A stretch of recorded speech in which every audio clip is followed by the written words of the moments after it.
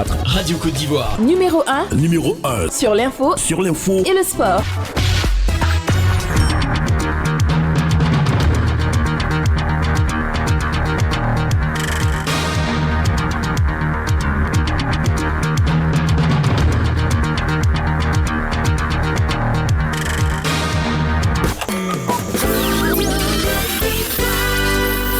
Il est 7h. Bonjour et bienvenue si vous venez de nous rejoindre sur Radio Côte d'Ivoire. Ouvrant tout de suite la deuxième session d'information par le journal de Denise Lafafiette. Voici ses titres. L'eau indispensable à l'homme et aux êtres vivants, le gouvernement l'a bien compris et fait tout pour régler définitivement la question de la pénurie d'eau partout en Côte d'Ivoire. Dans 6 mois, 60 nouveaux forages à motricité humaine seront construits dans le Poro. On célèbre ce 2 novembre la journée contre l'impunité pour les crimes contre les journalistes. L'édition 2021 met en lumière le rôle déterminant des services de poursuite judiciaire dans les enquêtes et les poursuites. Dans l'actualité internationale, ouverture hier de la COP 26, les dirigeants africains appellent à la solidarité internationale.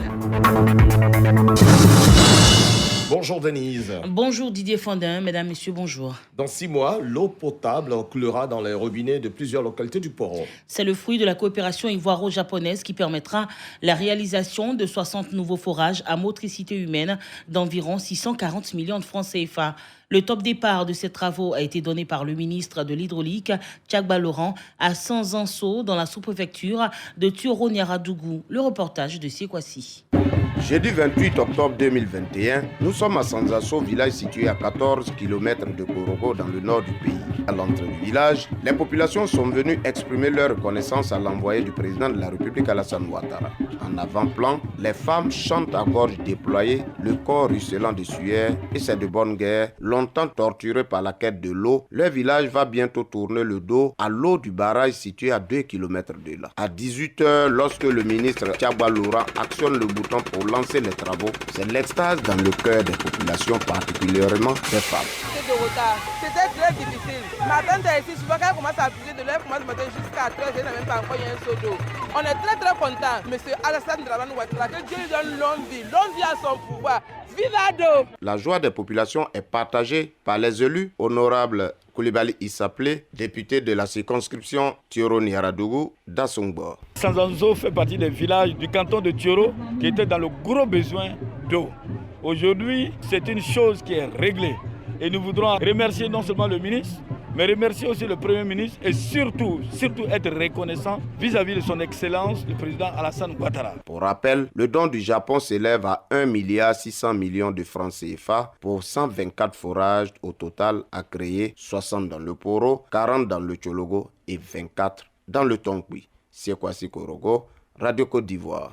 Assainissement des marchés publics en Côte d'Ivoire, le projet d'appui à la gestion économique et financière continue de sensibiliser et de former les acteurs ivoiriens. Après les opérateurs économiques et les collectivités du district autonome d'Abidjan, cap a été mis sur les institutions ivoiriennes. Ainsi, près de 150 agents issus des institutions de la République ont été instruits sur le nouveau dispositif des marchés publics. Professeur Lambert Bambangaladjo, coordonnateur du PAGEF, fait pour sa part un point après les 3 premières formations. Il y a eu un très fort engouement. Cela nous incite même à vouloir organiser une session supplémentaire à l'attention des acteurs des collectivités qui sont à l'intérieur du pays, parce que le système de passation des marchés publics est un élément clé dans l'exécution des dépenses publiques, notamment pour tout ce qui concerne les investissements. Il faut un processus de passation des marchés et lorsqu'il y a un retard à ce niveau-là, cela retarde d'autant l'exécution des dépenses publiques. Or, lorsque l'on fait les projections de croissance de l'économie qui permettent de faire également les projections des recettes qui vont être collectées par les impôts, la douane, etc., on tient compte de l'exécution de ces investissements-là à temps. Donc, il est important de former le maximum d'acteurs pour qu'il y ait suffisamment de fluidité dans l'exécution des marchés publics. C'est ce qui va permettre à la gestion des finances publiques d'être elle-même aussi fluide et d'être plus efficace que possible pour l'ensemble de l'économie. Le coton made in Côte d'Ivoire perd de sa valeur sur le marché international. Une situation due à la qualité de ce produit de rente en dépréciation. Conséquence, notre pays a perdu sa réputation de producteur de bon coton. Le sujet était au cœur d'un atelier initié par l'Association professionnelle des sociétés cotonnières de Côte d'Ivoire. Les précisions de Ange Patrick Éolier. Le coton ivoirien connaît une chute de sa valeur à l'international depuis la crise post-électorale. De nombreuses réformes consenties par le chef de l'État ont permis d'accroître la production, passant de 120 000 tonnes en 2007-2008 à plus de 580 000 pour la campagne 2021-2022. Mais la question majeure en lien avec la qualité de l'or blanc demeure un sujet vital pour la filière, d'où la tenue de cet atelier en vue de la validation de l'étude diagnostique et prospective de la qualité du coton de Côte d'Ivoire. Touré Jean-François, président de l'Aprotoxy, structure à l'initiative de ces assises. Cette réflexion a démarré déjà depuis quelque temps au sein de l'Intercoton avec un certain nombre d'initiatives, notamment des missions de sensibilisation. Mais nous avons pensé qu'il faut aller bien au-delà et regarder le problème de façon transversale, autant au niveau du producteur qu'au niveau des sociétés cotonnières, etc. Donc c'est un peu dans ce cadre-là que nous avons lancé l'étude diagnostique pour lesquels nous partageons aujourd'hui les résultats. À l'origine de la baisse de la vente du coton ivoirien sur le marché international, plusieurs facteurs dont le changement climatique. Quelques pistes de solutions avec Vamissa Diomandé, expert consultant. Faire les semis à bonne date, faire les bons entretiens aux périodes indiquées, qu'on sèche son coton graine comme on le faisait par le passé, et aussi au niveau de l'organisation des marchés, qu'on fasse des lots homogènes lors des achats et lors des chargements des camions. En plus de la renommée, le retour de la bonne qualité du coton ivoirien permettra aux acteurs de la filière de bénéficier de primes de financement. Le coton ivoirien représente 7% des recettes d'exportation et près de 100 milliards de francs CFA. Il contribue à hauteur de 1,7% du produit intérieur brut. La célébration de l'excellence dans le secteur de l'EVA. Amani Yao Gustave et Nguessan Amouin Claudia sont les grands vainqueurs de la première édition du concours national de meilleurs seigneurs d'EVA de Côte d'Ivoire. La phase finale de ce concours, suivie de la soirée gala de récompense, a eu lieu à Dabou en présence du ministre-gouverneur Vincent Loès, parrain de l'événement. Cette compétition a été organisée par la Fédération de producteurs de la filière EVA de Côte d'Ivoire et Kamara Issouf en est le secrétaire général. L'EVA-culture est en train de prendre des assises dans l'agriculture ivoirienne. Et l'un des problèmes majeurs au niveau de l'EVA-culture, c'est l'instabilité des seigneurs dans nos plantations. Et nous avons ensemble fait le diagnostic. Dans un premier temps, on a trouvé que le métier n'était pas valorisé. Et s'il n'est pas valorisé, ça veut dire qu'il est peu connu. Maintenant, si on fait que ce métier est connu, qu'est-ce qu'il faut faire pour stabiliser ces seigneurs-là dans les plantations? Et c'est ça qui nous a poussé à organiser le concours du meilleur seigneur. Le gagnant aujourd'hui part à plus de 2 500 000. C'est important pour nous de faire cette valorisation-là et nous pensons que ce sont des actions comme ça que nous devons mener pour notre filière qui est passée du 7e rang mondial au 4e rang mondial en moins de 15 ans. Et nous avons besoin de sauvegarder ces gens d'acquis-là. Les taxi-compteurs vont continuer de circuler dans la ville d'Abidjan. La grève qu'entendaient faire les chauffeurs de ce transport n'aura plus lieu. Assurance donnée par la Fédération ivoirienne du patronat et d'exploitants de taxi-compteurs lors d'une conférence. Selon cette fêtière, la suspension de cet arrêt de travail fait suite à la négociation entreprise avec le gouvernement justement sur certaines de leurs revendications. Des revendications qui sont entre autres les Yango, les Uber et autres transporteurs. Ces derniers ne sont pas assujettis aux taxes que paient donc les taxi-compteurs.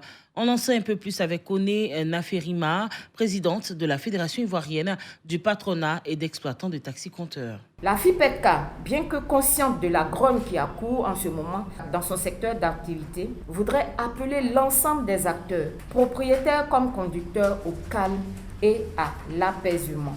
Dans une revendication, la grève a toujours été le dernier recours lorsque toutes les voies de recours sont épuisées. Or, dans notre situation, cela n'est pas encore le cas. Nous continuons les discussions avec les autorités. Les voies de négociation sont toujours ouvertes. L'État n'est pas fermé à la discussion. Alors, nous poursuivons le dialogue. Nous voudrions donc demander ici à nos membres ainsi qu'à nos chauffeurs de continuer à travailler dans la sérénité, qu'ils fassent confiance à leurs fêtières et au Haut Conseil conseil du patronat des entreprises du transport routier. Nous continuons toujours les discussions avec les autorités afin de trouver une solution définitive à ce problème.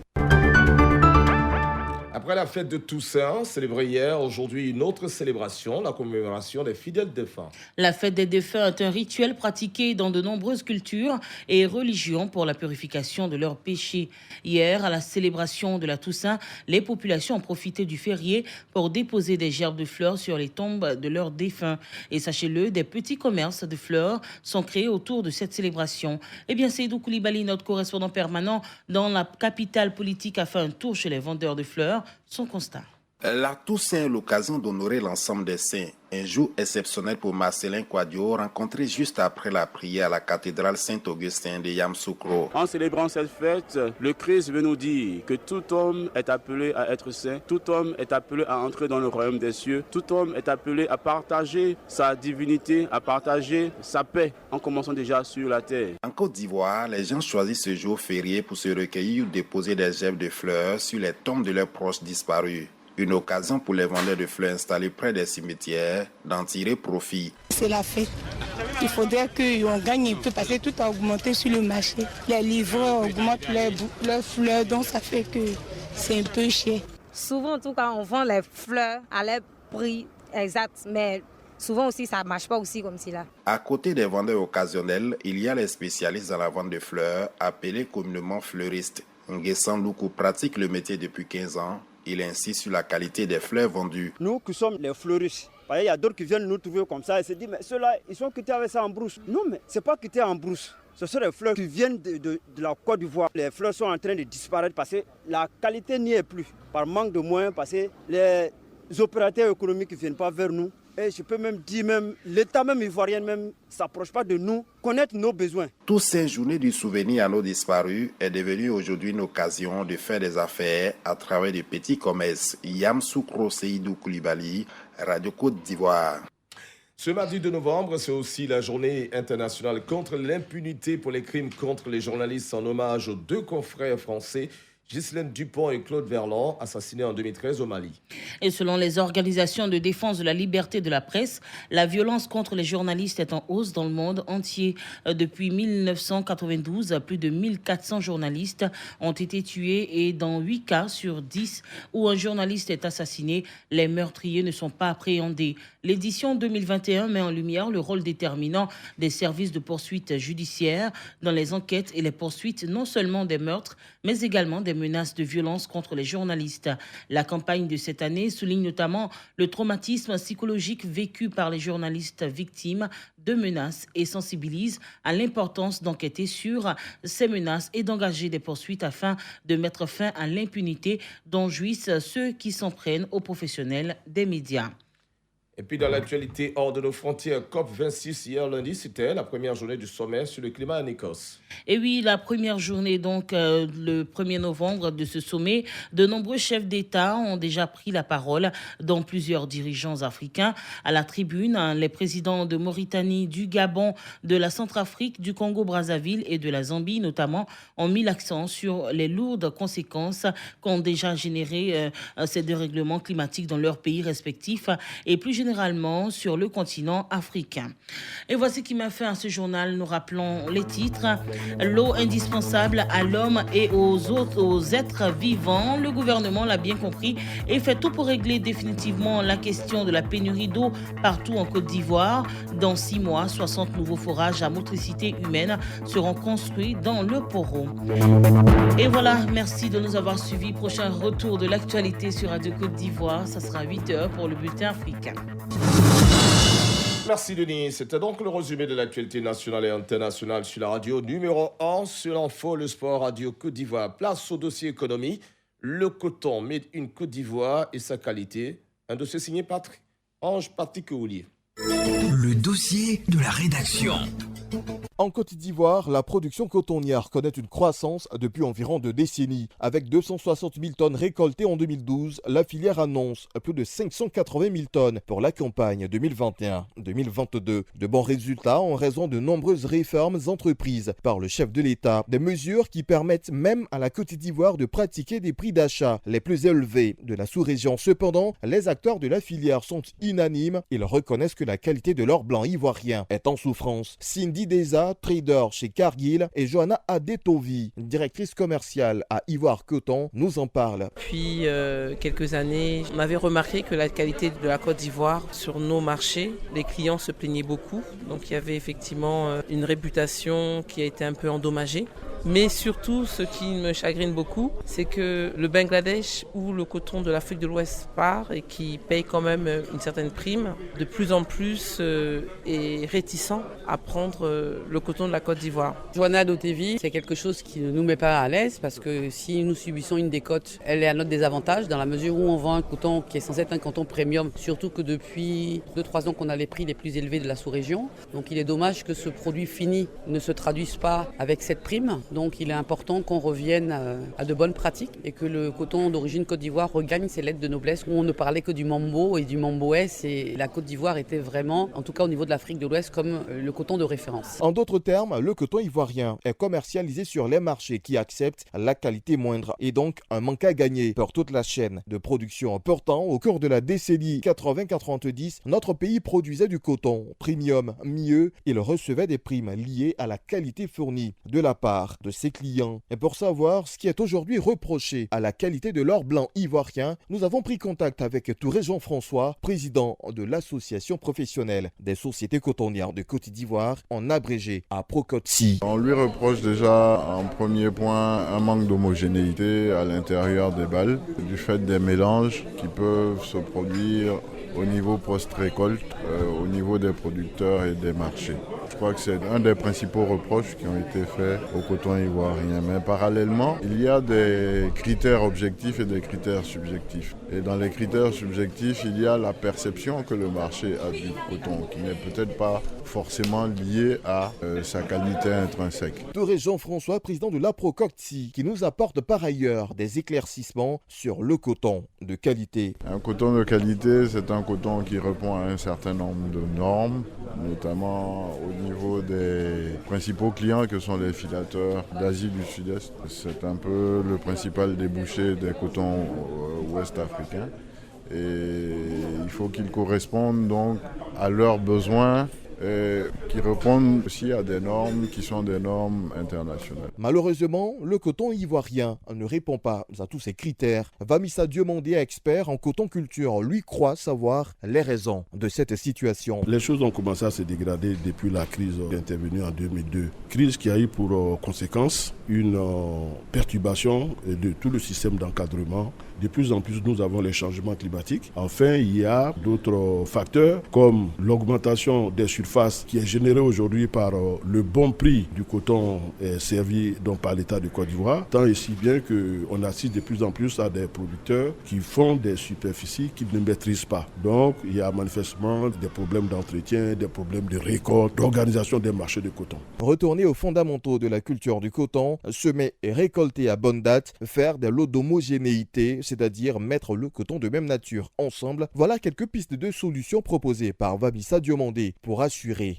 la qualité du coton made in Côte d'Ivoire. Le secrétaire général de la Fédération des producteurs de coton de Côte d'Ivoire souhaite que les techniques agricoles actuelles soient tout simplement mécanisées. Soron Ghana André voudrait par ailleurs que la Côte d'Ivoire soit la destination première du coton de bonne qualité au plan continental. Nous avons besoin que ce secteur soit modernisé. C'est-à-dire l'agriculture de façon artisanale passe de façon modernisée avec le système machinisme. Nos attentes aujourd'hui est que le coton ivoirien soit le modèle du coton africain. C'est-à-dire si quelqu'un vient en Afrique pour chercher du coton, que sa première destination soit la Côte d'Ivoire. Mais c'est la qualité qui fera de cela une réalité. Pour accroître la rentabilité des acteurs des différentes filières agricoles en Côte d'Ivoire, le gouvernement ivoirien est à pied d'œuvre pour favoriser la transformation des matières premières voire en produits semi-finis et ou en produits finis. Cela passe notamment par la formation et l'accès au crédit. Vaste projet qui, à terme, va favoriser de nombreuses opportunités d'emploi en Côte d'Ivoire. C'était le dossier de la rédaction. Avec Ange Patrick Ollier, passons à la chronique société à présent avec Ahmed Touré. Voici le thème du jour, les automobilistes contre l'émergence. La chronique du jour. Ahmed Touré au micro, bonjour à tous. Il nous faut, individuellement et collectivement, adopter les attitudes et comportements qu'il faut pour atteindre l'émergence aujourd'hui, demain ou plus tard. Les automobilistes abidjanais en ont-ils conscience? En ont-ils envie? J'en doute. Observons-les.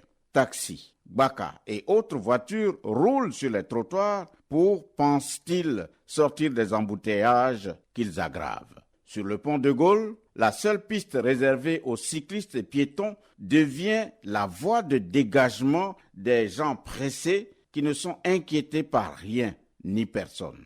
On remonte sur les ponts par les voies prévues pour en descendre et vice-versa. Sur les voies à double sens de circulation, on vous dépasse à gauche sur la voie réservée aux automobilistes qui viennent en sens inverse et sur la droite en chassant les piétons sur la voie à eux réservée. Les pompiers, une ambulance, un cortège officiel ou même un car de police passent avec sirène réglementaire. Les taxis et tous ceux qui se croient malins s'engouffrent dans le sillage ouvert par les bons citoyens, assurés de n'être inquiétés ni par la police, ni par la gendarmerie. Où allons-nous si nous voulons arriver à l'émergence? Le respect des codes, des institutions et de la circulation est un bon moyen pour ne pas dire l'essentiel. Parce que l'État, ce sont les institutions, les lois et les citoyens qui les respectent. Si vous ne voulez pas respecter la loi, ne demandez pas à la loi de vous respecter. Ahmed Touré vous salue.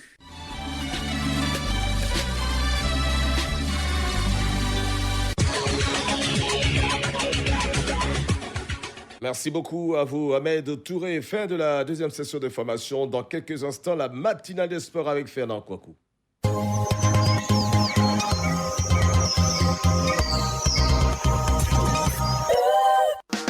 Avec MTN Momo, on va tout casser. Les frais des retraits Momo baissent encore. Vos retraits à seulement 1% de frais. Eh oui, 1% et bien mieux. Pour tes retraits de plus de 500 000 francs CFA, les frais restent bloqués à 5 000 francs. C'est-à-dire moins de 1%. Tu as bien entendu, moins de 1%. Par exemple, pour un retrait de 1 million, tu paies 0,5% de frais. Mais ce n'est pas tout. Vos transferts d'argent sont gratuits tous les jours sur les 2 premières transactions. Tape vite étoile 133 dièse et effectue tes opérations en toute sécurité. Offre valable jusqu'au 19 novembre. Everywhere you go.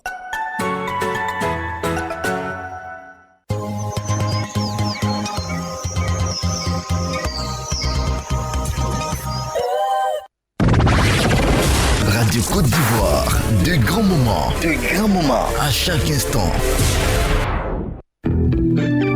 Spot annonce.